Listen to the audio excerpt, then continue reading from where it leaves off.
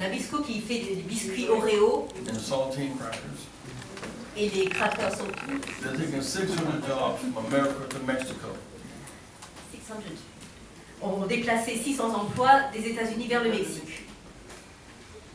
The Americans are making $25 an hour. Un Américain, ça gagne 25 dollars de l'heure. Mexicans are making $1 an hour. Un Mexicain, 1 dollar de l'heure. They're not taking jobs from us. Donc ils ne nous prennent pas les emplois de la bouche. The greedy are taking jobs to them. Ce sont les avides d'argent qui leur apportent ces emplois supplémentaires. So we should not be angry with the exploited Mexican Il workers. ne faut pas en vouloir aux travailleurs mexicains qui sont exploités. We should fight to lift their wages. Il faudrait au contraire se battre pour que leur niveau de revenu soit relevé, plutôt que de faire baisser les nôtres. So we should not be afraid of Mexicans. They're not taking anything from us. Donc il ne faut pas avoir peur des Mexicains, ils ne nous prennent rien. Besides, we share 2,000 miles of border with Mexico. En plus, on partage 2900 km de frontières avec le Mexique. They are our first line of defense. C'est notre première ligne de défense.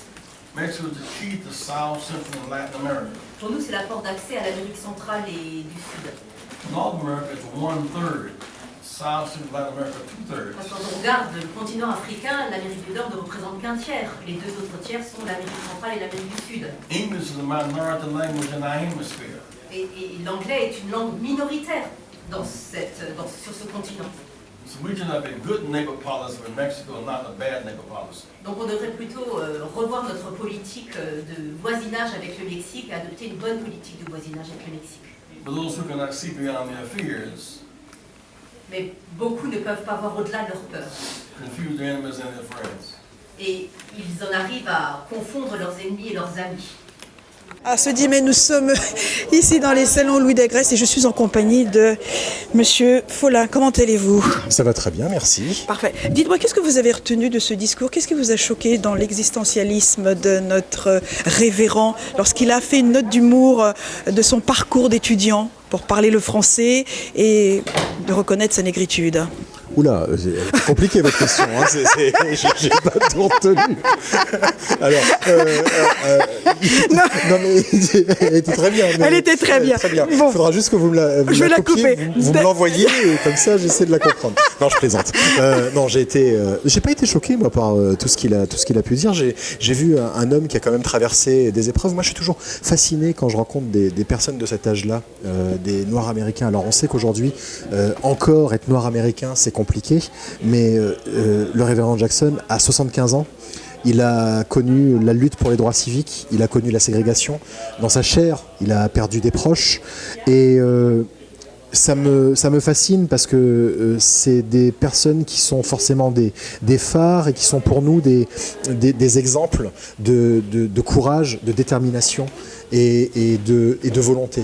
Et au-delà des paroles, j'ai vraiment tenu à être là pour ne serait-ce qu'être en présence d'un symbole comme ça, d'un symbole de combat et de lutte qui a marqué l'histoire du XXe siècle. Et ça va au-delà d'ailleurs de la condition des Noirs. Il l'a dit d'ailleurs beaucoup, il a parlé des femmes.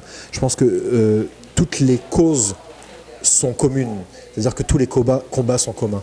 La lutte contre les discriminations touche autant le racisme que le sexisme, que l'homophobie. Toutes ces choses-là doivent être vues comme un seul ensemble de lutte et il faut, pour essayer d'aller vers un monde meilleur, ne pas se focaliser sur un seul problème, mais les prendre tous dans leur ensemble. Alors je vais faire court, le mot réparation aujourd'hui. C'est compliqué le mot réparation. Je pense que la réparation, elle est, à mon sens, elle est surtout psychologique.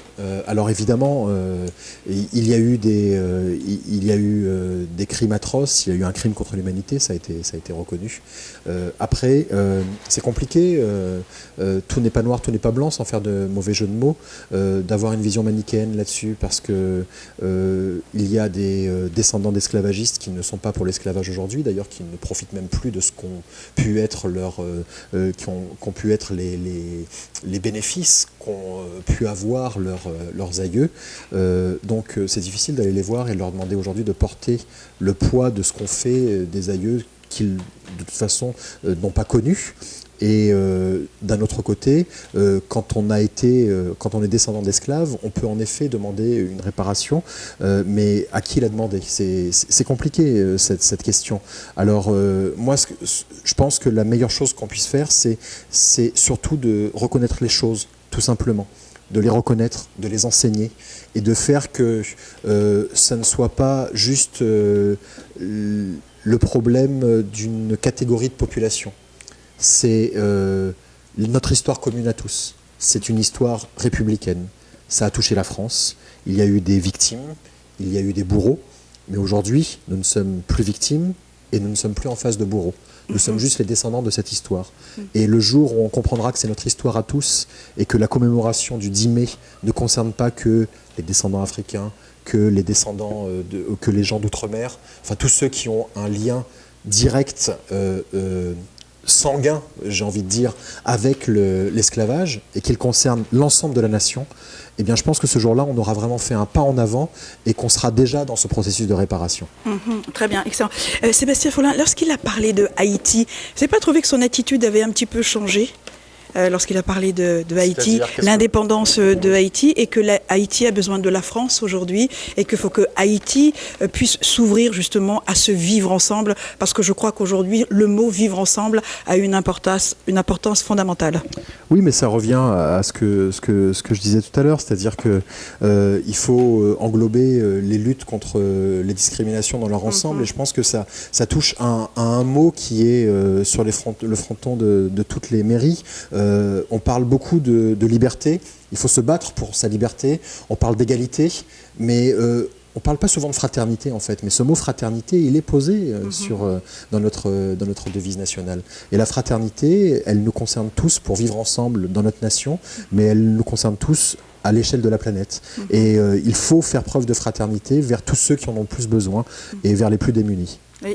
Il y a une page historique quand même, dont il a parlé, surtout ce monsieur qui a posé la question des États-Unis. Il a mélangé un petit peu, on est quand même dans le 10 mai, et il a parlé de politique. Est-ce que c'était le bon moment, selon vous, de replacer l'Amérique dans son contexte politique pour ce 10 mai? J'ai trouvé la réponse du révérend Jackson extrêmement intelligente, puisqu'il nous a fait une petite leçon d'histoire et il a réussi à raccrocher les wagons. Voilà. Parce qu'en effet, je pense qu'il a dû se dire, mais qu'est-ce qu'on parle de Donald Trump aujourd'hui, 10 mai? Et en fin de compte, il est extrêmement intelligent et il a raconté, au final, il a répondu à la question, donc la question n'était pas si déplacée que ça. En tout cas, il a réussi à la rendre pertinente par sa réponse. Merci Sébastien Follin, à très bientôt. Merci à vous. Ben voilà, c'est terminé. Il y a du métier. P2M Radio, nous terminons l'entretien avec Sébastien Follin sur ce 10 mai, journée nationale de la commémoration des esclaves, de l'abolition, de tout ce qu'on veut.